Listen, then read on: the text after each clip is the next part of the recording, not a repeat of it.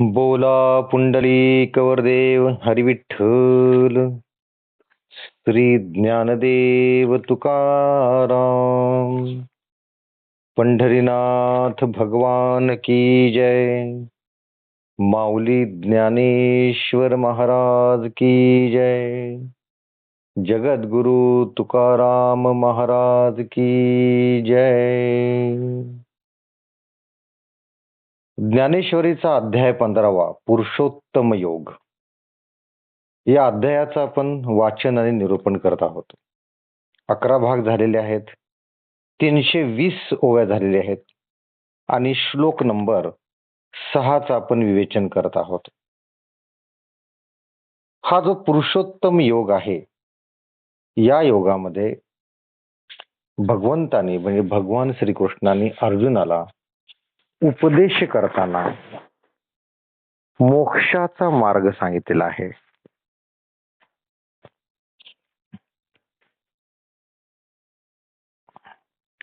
म्हणजे भगवंताच्या स्वरूपाशी ऐक्य कसं पावायचं हे सांगितलेलं आहे, किंवा निज पदाला कसं जायचं किंवा शाश्वत पदाला कसं जायचं हे सांगितलेलं. पण हे सांगत असताना भगवंतांनी पहिल्याच श्लोकामध्ये या मार्गापर्यंत जाण्यासाठीचा जी बाधा आहे, जी अडचण आहे, त्याचं विवेचन केलेलं आहे. आता हा जो आत्मस्वरूपाचा मार्ग आहे, म्हणजे या निज पदापर्यंत जाण्याचा जो मार्ग आहे, तो सोपा आहे का हो? नाहीये. सोपा असता तर सगळेच गेले असते, सगळेच मुक्त झाले असते. हा मार्ग अवघड आहे. का अवघड आहे? तर या मार्गात प्रमुख बाधा जी आहे ते म्हणजे हे जग, किंवा ज्याला आपण संसार म्हणतो, ही प्रमुख बाधा आहे. आता हे जग कशी बाधा आहे हे समजून सांगण्यासाठी भगवंतानी अर्जुनाला या जगाला किंवा संसाराला एका मोठ्या वटवृक्षाची उपमा दिलेली आहे. आता हा वृक्ष कसा आहे त्याचं वर्णन करताना भगवंत असं म्हणतात की हा वृक्ष, हा जो संसार वृक्ष आहे, हा उलटा आहे. म्हणजे त्याचे मुळं वर आहेत आणि फांद्या खाली आहेत. तसंच हा किती व्यापक आहे, तर अगदी तो ब्रह्मापासून ते म्हणजे स्वर्गापासून ते खाली पाताळापर्यंत त्याची व्याप्ती आहे. पूर्ण आकाश व्यापून टाकलेलं आहे ना. आता हा वृक्ष, याची उत्पत्ती कशी होते? तर याची उत्पत्ती मायेपासून होते. पहिला जो मोड येतो त्याला तो मायेचा येतो. नंतर मग पहिलं पान, दुसरं पान, पहिले 3 पानं, परत पंचेंद्रियाची 5 ठोक येतात आणि अशा पद्धतीने त्या वृक्षाची व्याप्ती वाढत जाते. त्या वृक्षाच्या प्रत्येक फांदीवर 84 कोटी जीव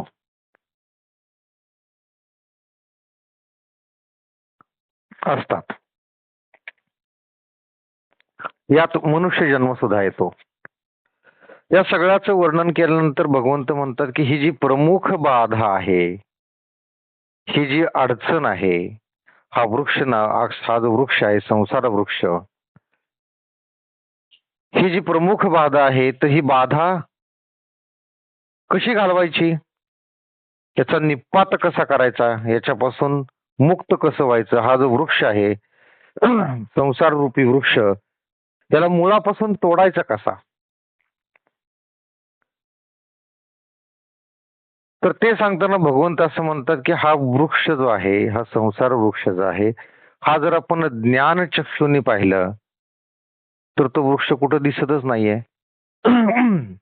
कारण या संसाराला किंवा या जगाला ते वृक्षाची आपण उपमा दिलेली आहे. खरा असा वृक्ष कुठलाही अस्तित्वात नाहीये. जे लोक असं मानतात की अशा प्रकारचा वृक्ष आहे, अशा प्रकारची अडचण आहे, बाधा आहे, ते अज्ञानी आहेत.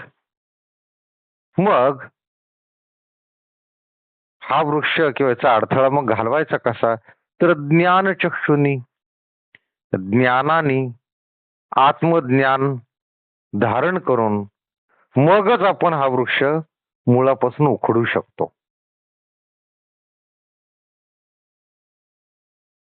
आणि ज्यावेळेस तुम्ही हा वृक्ष मुळापासून उखडून टाकता, त्यावेळेस तुम्ही निज पदापर्यंत जाऊन मिळता, मद्रूप होऊन जाता, भगवंताच्या जवळ तुम्ही जाता, भगवंताशी ऐक्य पावता, म्हणजेच मुक्त होता.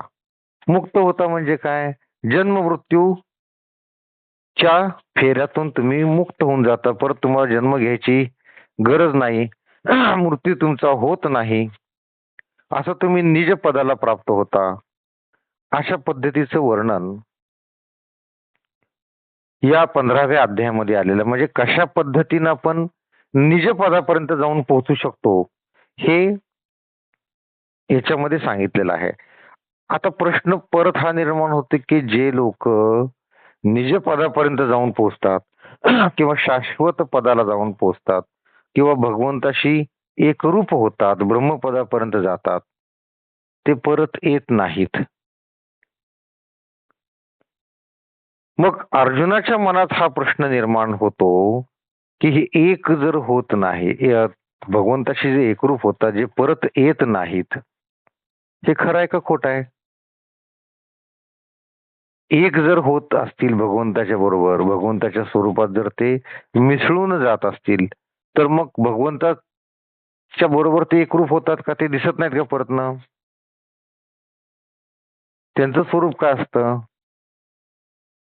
अशा पद्धतीच्या प्रश्नांचं उत्तर म्हणजे हा भाग नंबर 12 आहे, जो आज आपण वाचणार आहोत.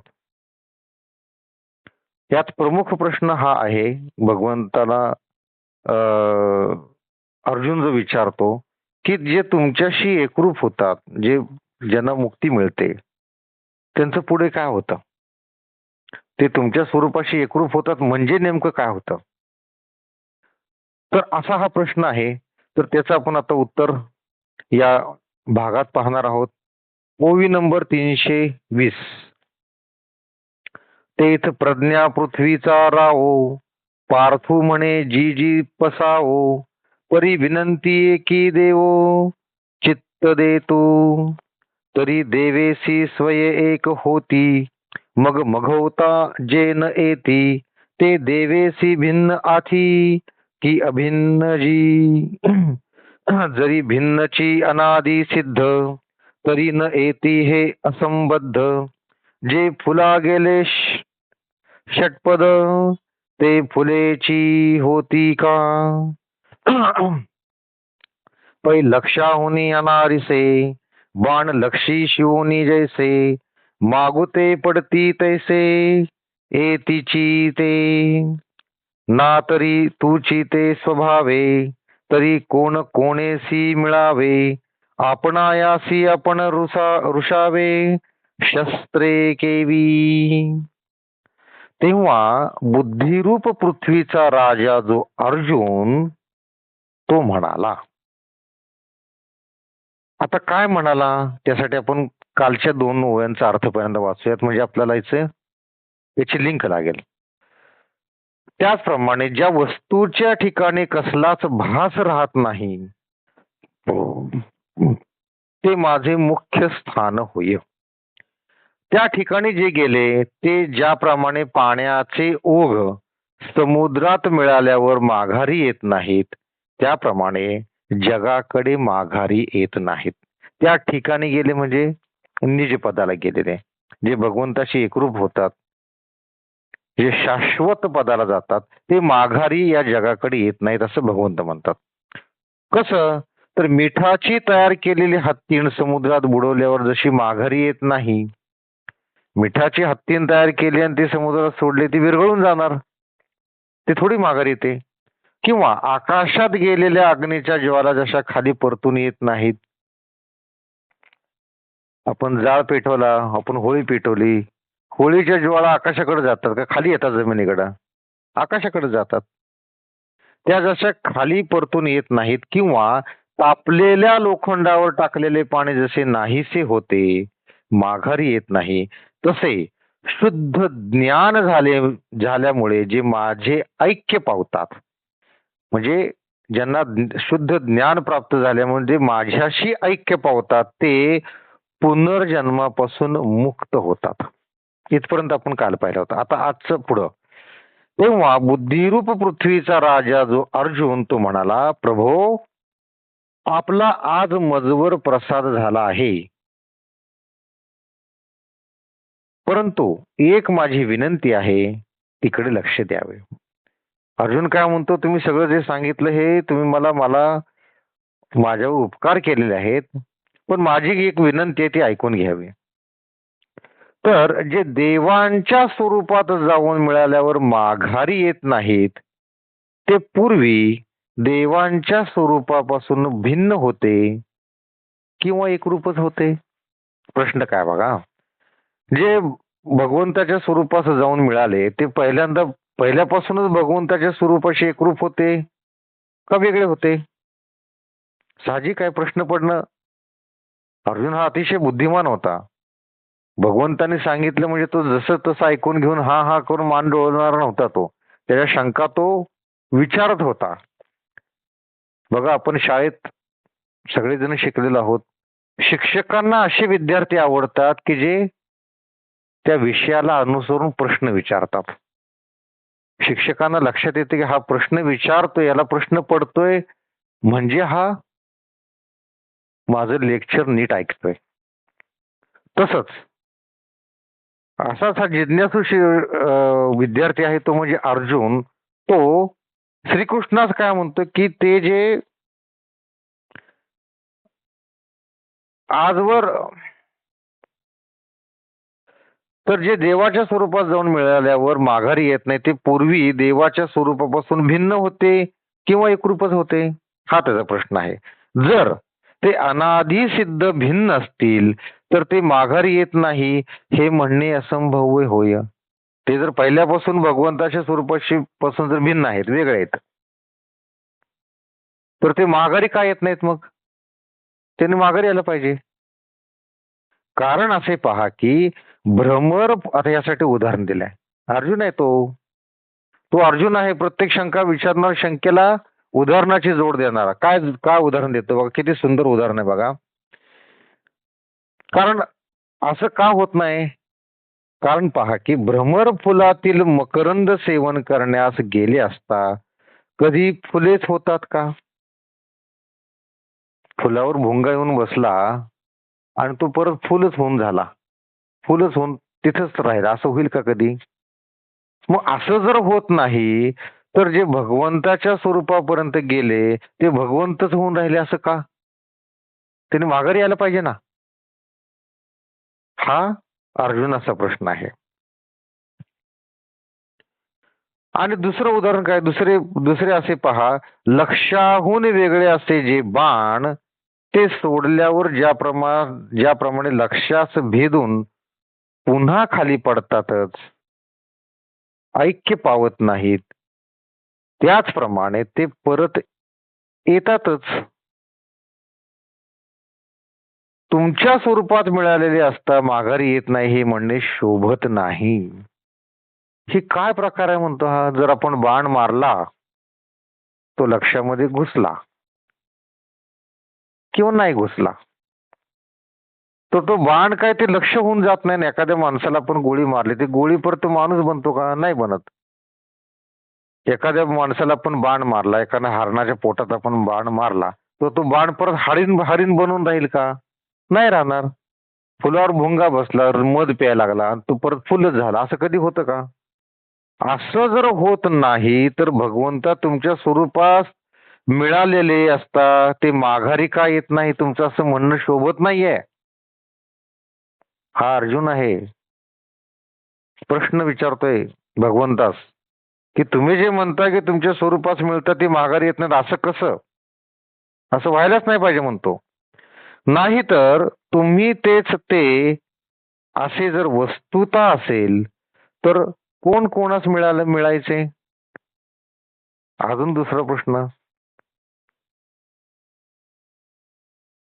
तुम्हाला जे येऊन मिळालेले आहेत, जे ज्ञानी लोक तुमच्या स्वरूपास येऊन मिळालेले आहेत, निज पदापर्यंत गेलेले आहेत, ते म्हणजे जर तुम्ही असाल तर मग कोण कुणाला मिळालं? तुम्ही त्यांना येऊन मिळाले का हे तुम्हाला येऊन मिळाले? म्हणजे जे निजपदाला गेलेले ज्ञानी लोक हे भगवंताच्या स्वरूपात जाऊन मिळाले का भगवंत येऊन यांच्या स्वरूपात मिळाले? दुसरा अजून अवघड प्रश्न आहे हा. असे पहा, शस्त्राने शस्त्राचा आपल्या स्वतःचा छेद होतो काय? तलवारीनं तलवार तोडता येते का? बाणाने बाणाला बाण टोचता येतो का? असा हा प्रश्न आहे. अतिशय इंटरेस्टिंग आहे. याचं उत्तर आता भगवंत काय देतात हे आपण पुढच्या ओळींमध्ये पाहूया. म्हणून तुझसी अभिन्ना जीवा,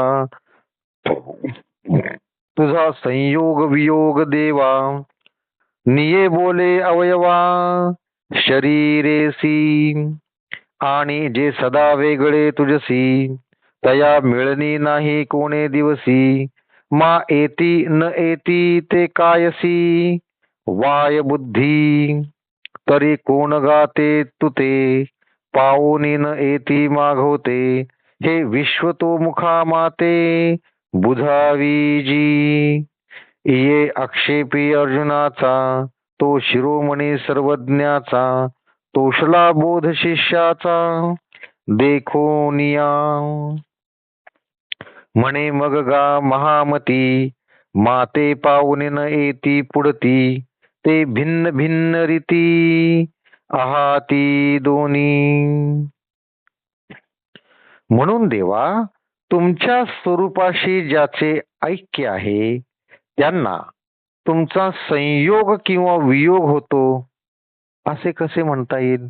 आता जर तुम्ही म्हणता भगवंता की ते तुमच्याशी एकरूप झाले, तुमच्या स्वरूपात येऊन मिळाले, मग त्यांना तुमचा वियोग होतो असं कसं म्हणता येईल किंवा संयोग होतो असं कसं म्हणता येईल?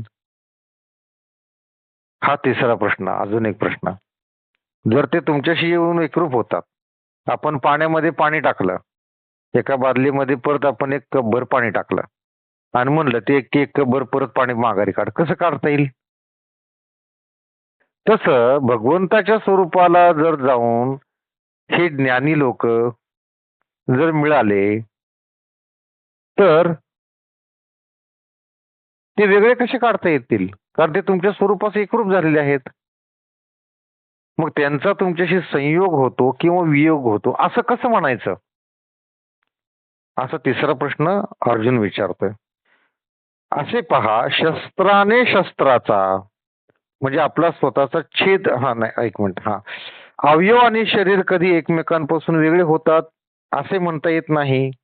बरे, जे नेहमी तुमच्या स्वरूपापासून भिन्न आहेत ते केव्हाही तुमच्या स्वरूपात ऐक्य पावायचे नाहीत, मग ते माघारी येतात किंवा येत नाहीत हे व्यर्थ बोलणे तरी कशाला हवे? एका मागून एक अवघड प्रश्न हा अर्जुन श्रीकृष्णास विचारत आहे. 3 प्रश्न आपण बघितले. चौथा प्रश्न काय म्हणतो? बरे, जे नेहमी तुमच्या स्वरूपापासून भिन्न आहेत, आता तुमच्या स्वरूपापासून जे नेहमी वेगळे आहेत ते केव्हाही तुमच्या स्वरूपात ऐक्य पावायचे नाहीत, तुमच्याशी कधी ते ऐक्य पावणार नाहीत, मग ते माघारी येतात किंवा येत नाहीत हे व्यर्थ बोलणे कशाला हवे? ते येतात किंवा नाही येत हा प्रश्न काय विनाकारणचा प्रश्न आहे म्हणतो हा. तर श्रीकृष्णा, ज्या तुम्हाला सर्वत्र मुखी आहेत त्या तुमच्या स्वरूपात मिळाल्यावर कोण माघारी येत नाहीत ते मला नीट समजून सांगा. शेवटचा प्रश्न, शेवटचं जे त्याचं मागणं आहे ते अतिशय महत्वाचं आहे. काय म्हणतात बघा, की हे श्रीकृष्ण, जे तुमच्या स्वरूपास येऊन मिळतात ते माघारी येत नाहीत, ते कोण आहेत? कोण माघारी येत नाहीत ते मला नीट समजून सांगा म्हणतो. आता अर्जुनाची ही शंका ऐकून सांगितलेल्या त्याच्या मनात पूर्णपणे बिंबलेले असून असले पाहून सर्व शिरोमणी भगवान श्रीकृष्ण याचा संतोष वाटला. मगाशी आपण जे म्हणलं की शिक्षकांना आनंद कधी होतो की विद्यार्थ्यांनी त्या विषयाशी संलग्न जर प्रश्न विचारला. विषयाची संलग्न ही महत्वाची अट आहे. नाहीतर मराठीचा विषय चालू आहे आणि त्यानं गणिताचा प्रश्न विचारायचा. मराठीचं जी कविता समजा कुसुमाग्रजाची कविता शिकवत आहेत आणि त्याचाच जर त्यानं प्रश्न विचारला की सर हे कवितेत सांगितलेलं त्याचा भावार्थ असाच आहे का वेगळा काय आहे वगैरे किंवा त्यात आलेल्या प्रतिमा या या त्याच्या अनुषंगानं आहेत किंवा नाही आहेत किंवा ही प्रतिमा मला समजलेली प्रतिमा म्हणजे उपमा मला समजलेली नाहीये. तर असं जर शिक्षकाला विचारलं तर शिक्षकाला आनंद होतो की हा बाबा हा अभ्यासपूर्वक आपलं सगळं बोलणं ऐकतो आहे त्याला शिकायचं आहे. तसंच झालेलं आहे इथं. तसंच इथे शिक्षक कोण आहेत भगवान श्रीकृष्ण आणि विद्यार्थी कोण आहे अर्जुन. अर्जुन म्हणतो की जे तुमच्या स्वरूपास मिळाल्यावर कोण माघारी येत नाही ते मला नीट समजून सांगा मला समजलेलं नाहीये. कधी कधी बघा विद्यार्थी म्हणतात हात वर करून सर मलाही समजलेलं नाही परत सांगा. शिक्षक सांगतात परत ना. आता ही शंका ऐकून भगवंतांना संतोष वाटलेला आहे बरं वाटलं की ह्याचं माझ्या बोलण्याकडे लक्ष आहे. मग भगवान म्हणतात आता भगवंत काय म्हणतात बघा या सगळ्या प्रश्नांची उत्तर आता भगवंत सांगणार आहेत.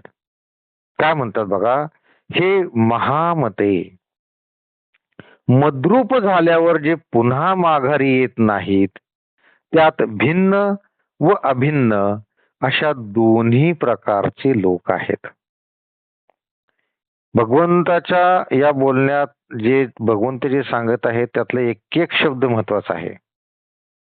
नीट समजून घ्यायचं जे जे प्रश्न अर्जुनाला पडलेले आहेत ते आपल्यालाही पडलेले असतीलच.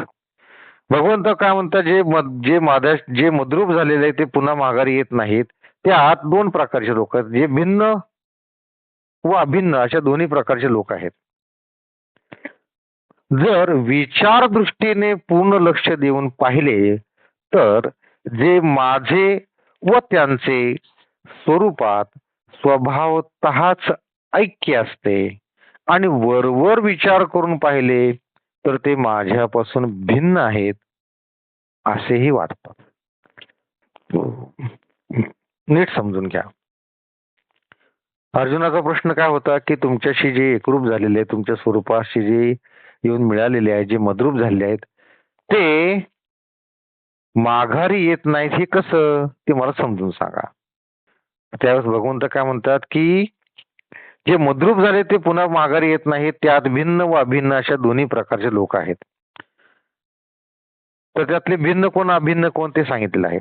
जर विचार दृष्टीने पूर्ण लक्ष देऊन पाहिले विचारपूर्वक जर पूर्ण जर लक्ष देऊन जर पाहिले तर माझे व त्यांचे स्वरूपात स्वभावताच ऐक्य असते. माझ्या आणि त्यांच्या स्वरूपात स्वभावताच अगदी नॅचरली ऐक्य असते आणि वरवर विचार करून पाहिले तर ते माझ्यापासून भिन्न आहेत असे वाटतात. म्हणून वरवर विचार करायचा नाही. वरवर विचार केला तर काय वाटतात की ते माझ्यापासून भिन्न आहेत. ज्याप्रमाणे पाणी हलले असता त्यावर येणाऱ्या लाटा पाण्यापासून वेगळ्या दिसतात बाकी वस्तुतः ते निव्वळ पाणीच होय ना.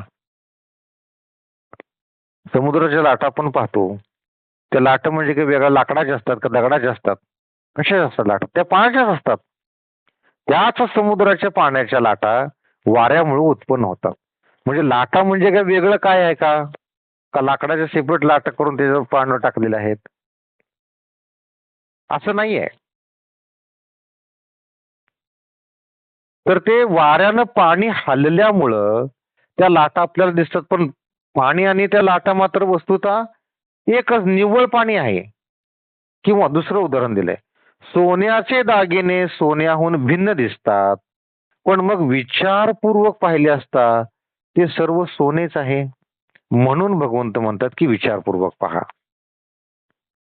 तुम्ही समुद्राकडे जर निरखून पाहिलं तुम्हाला लाटा वेगळ्या दिसतात पाणी वेगळं दिसतं याचा अर्थ लाटा आणि ते पाणी वेगळं आहे का ते पाणीच आहे.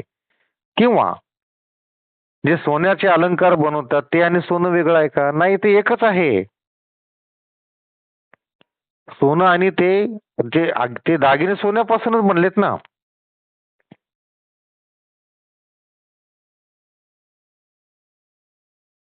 तर विचारपूर्वक पाहिले असता ते सर्व सोनेच आहे. त्याप्रमाणे हे किरीटी म्हणजे हे अर्जुना ज्ञानदृष्टीने पाहिले असता ते मद्रूपच आहे. तुम्ही ज्ञानदृष्टीने पहा, उगाच वरवर बघू नका. वरवर बघितलं तर तुम्हाला लाटा वेगळ्या दिसतील आणि पाणी वेगळं दिसेल. वरवर बघितलं तर तुम्हाला त्या दागिन्यामधलं सोनं दिसणारच नाही. त्यात खरा धातू सोनं आहे.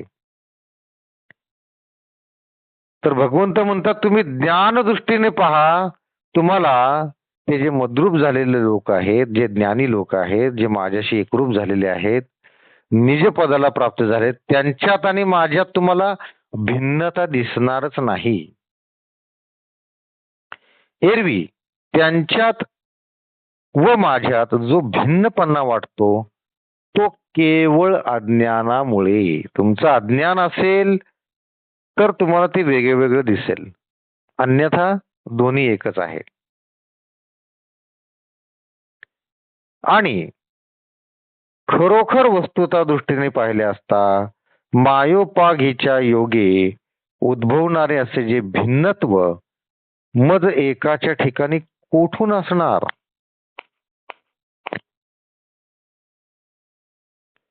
मायोपागींच्या योगे उद्भवणारे असे जे भिन्नत्व मज एकाच्या ठिकाणी कोठून असणार आहे, नसणार आहे.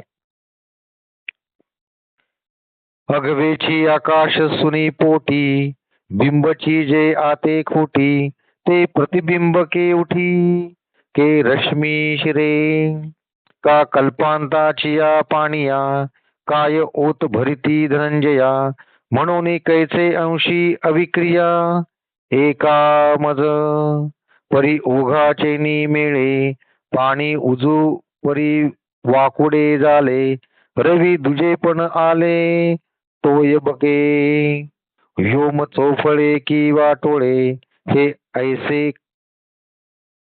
काय सया मिळे परी घटमळी वेटाळे तैसे ही अथी हा गा निद्रेचिनी आधारे काय एकलेनी जगन भरे स्वप्नीचे निजे अवतरे रायपणे का भिललेनी किडाळे वाणी भेदासिये सोडे तैसा स्वमाये वेंटाळे शुद्ध जय मी तै अज्ञान एक रूढे तेने कोहम विकल्पाचे मांडे मग विवरुनी किजे पुढे देहो मी ऐसे. सूर्यबिंबाने सर्व आकाश व्यापून पोटात घातल्यावर त्याचे प्रतिबिंब कोठे दिसणार.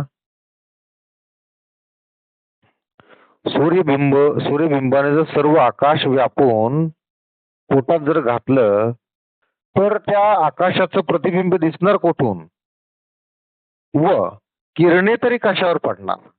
किंवा अर्जुना कल्पांतीच्या पाण्यात ओहोटी व भरती असते का. कल्पांतीचं म्हणजे ज्यावेळेस या पृथ्वीचा नाश होत असतो, संपूर्ण पृथ्वी ज्यावेळेस बुडून जाते असं म्हटलं जातं, म्हणजे सगळी सृष्टी ज्यावेळेस नाहीशी होते त्याला म्हणतात कल्पांती. कल्पांतीचं पाणी म्हणजे म्हणजे एवढा पूर येतो की त्यात सगळी सृष्टी वाहून जाते. तर कल्पांतीच्या पाण्यात ओहोटी व भरती असते का. नाहीये. ते एवढे पाणी असते की त्याला भरती न ओहोटीचं संबंधच नाहीये. म्हणून विकारारहित असा जो मी त्या मला भेद व अभेद कोठून असणार. अतिशय मार्मिक वाक्य आहे हे. अर्जुनाचं संपूर्ण उत्तर, अर्जुनाच्या प्रश्नाचं संपूर्ण उत्तर ह्यात आहे. अर्जुन विचारत आहे तुम्ही त्यांच्यात भेद काय आहे, भिन्नता काय आहे. एक जर भिन्नता नाही तर एकता काय आहे. ते तुमच्या पदापर्यंत येऊन पोचतात तर मग माघारी काय येत नाहीयेत. तर हे यात उत्तर आहे. काय उत्तर आहे बघा. म्हणून विकाररहित असा जो मी. भगवंत कसे आहेत, विकार रहित आहेत. त्यांना कुठलाही विकार नाहीये, आदी नाही, अंत नाही, अनादी आहेत. ते अविनाशी आहेत, म्हणजे त्यांना अंत नाहीये, जन्म नाहीये, मृत्यू नाहीये. असे जे भगवान आहेत, जे विकार रहित आहेत, त्या मला भेद आणि अभेद कुठून असणार? त्यांना भेद आणि अभेद संबंधच नाहीये त्यांना. मग भिन्नता आली कुठून? याचाच अर्थ काय आहे? थोडं जर तुम्ही पाठीमागे गेला, जर बुद्धीला ताण दिला, तर आपण आतापर्यंत ज्ञानेश्वरीमध्ये आपण हे ऐकलेलं आहे की कणाकणात राम, मनामनात राम. सगळीकडे राम आहे, सगळीकडे देव आहे. कणाकणात देव आहे, मनामनात देव आहे. मग हे जे एवढे भक्तिभावानं आत्मज्ञानाच्या मार्गावर चालत हा संसार वृक्षात मुळापासून छाटून जे निजपदापर्यंत गेलेले आहेत, ते भगवंताशी एकरूप होणारच की. कारण जर पृथ्वीवर आपण असं म्हणतो की कणाकणात राम आहे, मनामनात राम आहे, तर तिथं पण त्यांच्या मनात राम किंवा देव असणारच आहे. तर भगवंत म्हणतात की विकाररहित असा जो मी, त्या मला भेद व अभेद कुठून असणार? परंतु ओघाच्या अनुरोधाने जसे पाणी उजू असूनही वाकडे होते. ओघाच्या अनुरोधाने म्हणजे उतार. ओघ म्हणजे उतार. उतार जसा असतो तसं पाणी वाहतं. आता उतार सरळ असेल तर पाणी सरळ जातं. उतार जर वाकडा असेल तर पाणी पण वाकडं होतं. नागमोडी जातं पाणी. डोंगरावरून डोंगरावर पाणी पाऊस पडला की छोटे छोटे झरे तयार होतात. ते झऱ्याचे मिळून ओहोळ तयार होतात. ओहोळांचे मिळून पाट तयार होतात. ते एकत्र येऊन ओढे तयार होतात. ते एकत्र येऊन नदी तयार होते आणि ते खाली येतात. खाली आले की जमीन काय सपाट रोलर लावून ट्यूब लेवलनं नीट करून ठेवली आहे का? नाहीये. जमीन जशी वेडी वाकडी तशी ती नदी वाहते, वेडी वाकडी वेडी वाकडी. म्हणून आपण असं म्हणायचं का की पाणी वाकडं आहे, नदी वाकडी आहे, असं म्हणता येत नाही. म्हणून इथं काय सांगितलंय बघा की ओघाच्या अनुरोधाने पाणी जसे उजू असूनही वाकडे होते, किंवा पाण्याच्या उपाधीने जसा सूर्याचा बिंबास त्याच्या प्रतिबिंबाने दुजेपणा येतो.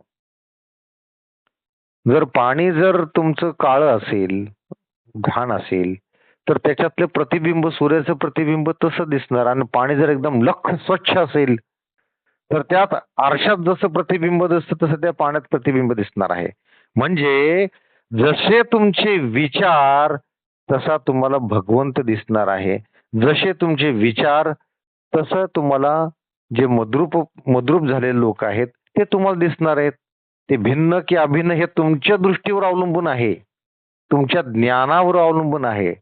तुम्ही जर ज्ञान चक्षुनं पाहिलं तर तुम्हाला ते एकच दिसतील, आणि अज्ञानानं पाहिलं तर ते भिन्न भिन्न दिसतील, असा याचा अर्थ आहे. आकाश हे चौकोनी किंवा वाटोळे असे कसे म्हणता येईल? कसं म्हणता येईल तुम्हाला आकाश आपण आपलं दिसतं म्हणून गोल आहे का चौकोनी आहे? परंतु तेच घट व मठ यांच्या उपाधीने तसे दिसते. जर आपण माठामध्ये जर पाहिलं आकाश तर गोल दिसणार. ते जर चौकोनी डबा असेल, त्यात पाणी ओतलं, त्यात आकाश पाहिलं तर ते चौकोनी दिसणार. म्हणजे जसं तुमचं भांड आहे तसं तुम्हाला आकाश दिसतं. तसंच जशी तुमची दृष्टी आहे तसं तुम्हाला हे जे मद्रूप झालेले आहेत ते भगवंतापासून भिन्न आहेत किंवा अभिन्न आहेत हे दिसणार आहे. म्हणजे तुमच्या दृष्टीचा जर दोष असेल, तुमच्या दृष्टीचं जर ज्ञान नसेल, तुम्ही जर ज्ञान चक्षुनं नाही पाहिलं तर ते तुम्हाला भिन्न दिसतील. आणि जर तुम्ही ज्ञान चक्षुनं पाहिलं तर तुम्हाला ते एकच आहेत, भिन्न नाहीयेत असे दिसेल. अरे हे पहा, निद्रेच्या उपाधीने स्वप्नात ज्यावेळेस मनुष्य राज्यपदावर आरूढ होतो त्यावेळी राजा, प्रजा इत्यादी सर्व जग त्या एकट्यानेच व्याप्त होत होत नाही का? झोपलेला आहे, स्वप्न पडलं, स्वतःला तो राजा समजू लागला. स्वप्नात त्याला असं वाटतं की मी राजा आहे. त्यावेळेस राजा आणि प्रजा इत्यादी सर्व जग त्या एकट्यानेच व्याप्त होत नाही का? त्याला त्याला त्याला स्वतःलाच वाटतं की मी राजा आहे, बाकीची प्रजा आहे. स्वप्नच ना शेवटी ते. किंवा 16च्या दराच्या उत्तम सोन्यात किडाळ मिळवल्यावर ते कसास कमी उतरते. त्याप्रमाणे शुद्ध स्वरूप असा जो मी जेव्हा मायेने परिविष्टित होतो तेव्हा माझे ठिकाणी मायेच्या उपाधीने जीव व ईश्वर हे भाव उत्पन्न होतात. अतिशय मार्मिक शब्दामध्ये त्याचं उत्तर दिलेलं आहे. आपण म्हणतो ना 16 कशी सोनं, म्हणजे एकदम शुद्ध सोनं, प्युअर सोनं. हल्ली त्याला म्हणतात सोन्याची बिस्किट, 24 कॅरेट, ज्यात काहीच मिक्स नसतं. आपण जे दागिने करून वापरतो ना त्यात थोडं तरी मिक्स करावं लागतं, त्याशिवाय दागिने बनत नसतात. जे उत्तम जे शुद्ध सोनं असतं ना ते अतिशय डक्टाईल असतं, म्हणजे लगेच त्याचा पत्रा बनू शकतो, लगेच त्याची तार बनू शकते, पण ते तुटतं पण लगेच. ते तार टिकत नाही. मग त्यात थोडंसं काहीतरी मिक्स करावं लागतं, तर ते तार टिकते, त्याचे दागिने बनतात. नाहीतर ते फार मऊ असतं सोनं, प्युअर सोनं. तर इथं काय सांगितलं की 16च्या दराच्या उत्तम सोन्यात किडाळ मिळवल्यावर, किडाळ म्हणजे नॉर्मली किडाळ म्हणजे तांब, सोन्यात जे मिक्स केलं जातं ते तांब मिक्स केलं जातं. ते कसास कमी उतरते. ज्यावेळेस त्याचा त्याचा कस घेतला जातो, म्हणजे त्याची परीक्षा घेतली जाते, त्यावेळेस ते कसास कमी उतरतं. ते 16 आणि सत्य ज्याला म्हणतात तसं ते राहत नाही. 24 कॅरेट राहत नाही, 23.5 होतं लगेच. त्यात थोडं काही मिक्स केलं तर. त्याप्रमाणे शुद्ध स्वरूप असा जो मी जेव्हा मायेने परिविष्टित होतो, भगवंत कसे आहेत? शुद्ध आहेत, 24 कॅरेट सोन्यासारखे शुद्ध आहेत.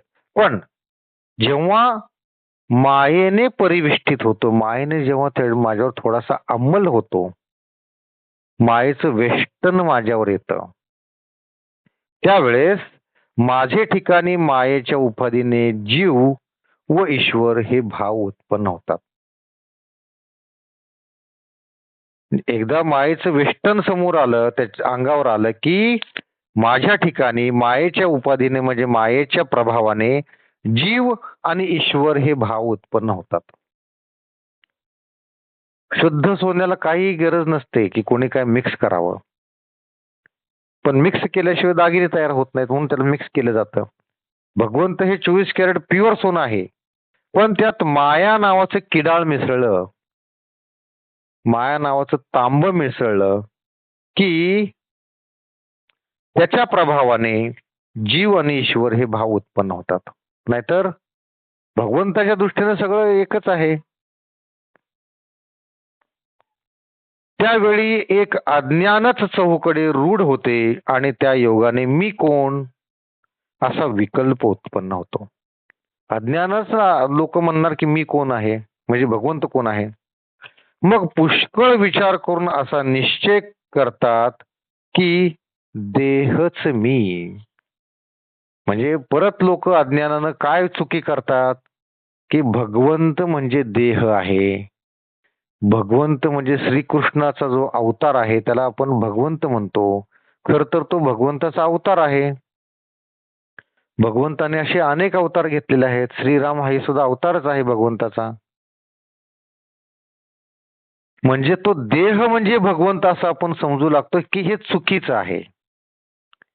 भगवंत काय म्हणतात की मग पुष्कळ विचार करून असा निश्चय करतात लोक की मी देहच आहे. तर मी देह नाहीये. भगवंत म्हणतात की मी देह नाही, मी तो घेतलेला अवतार आहे. धर्माची स्थापना करण्यासाठी मी तो घेतलेला अवतार आहे. अधर्मी लोकांचा नाश करण्यासाठी तो मी घेतलेला अवतार आहे. पृथ्वीवर पाप वाढलं आणि धर्म कमी झाला तर त्यावेळेस धर्माची स्थापना करण्यासाठी भगवंतांनी अनेक वेळा असे अवतार घेतलेले आहेत. ते अवतार म्हणजे भगवंत नव्हे, तो देह म्हणजे भगवंत नव्हे. भगवंताला देह धारण करावा लागतो, मनुष्य रूपात यावं लागतं आणि मग ते कार्य त्यांच्या हातून होतं. असा हे सगळं या अर्जुनाच्या चारही प्रश्नांचं उत्तर हे भगवंताने इथं दिलेलं आहे. तर आज आपण इथंच थांबत आहोत. उद्या आपण भाग नंबर 13 पाहणार आहोत. तर आजच्या भागामध्ये प्रमुख आपण हे ऐकलं की अर्जुनाचे जे प्रश्न आहेत की भिन्न आणि अभिन्न, म्हणजे जे जीव मद्रूप होतात, भगवंतापर्यंत जाऊन पोहोचतात, निज पदास प्राप्त होतात, ते भगवंताशी एक होतात की नाही होत, की भिन्न राहतात. मग भिन्न जर होतात ते माघारी काय येत नाहीयेत. तर त्याचं उत्तर इथं भगवंतांनी दिलेलं आहे की ज्ञानचक्षुने तुम्ही पहा तर ते आणि मी एकत्रच तुम्हाला दिसतील, आणि जर तुम्ही वरवर पाहिलं तर ते वेगवेगळं दिसेल. म्हणजे ज्ञान दृष्टीनं पहा तुम्ही, अज्ञानानं पाहिलं तर तुम्हाला ते वेगळं दिसेल, असं हे सांगितलेलं आहे. सर्वांनी डोळे मिटायचे आहेत, हात जोडून घ्यायचे आहेत. ज्यांनी व्यसनमुक्तीचा संकल्प केलेला आहे त्याने मनातल्या मनात तो म्हणायचा आहे, बोला पुंडलिक वरदेव हरी विठ्ठल, श्री ज्ञानदेव तुकाराम, पंढरीनाथ भगवान की जय, माऊली ज्ञानेश्वर महाराज की जय, जगद्गुरु तुकाराम महाराज की जय, सर्व संतों की जय. जय जय रघुवीर समर्थ.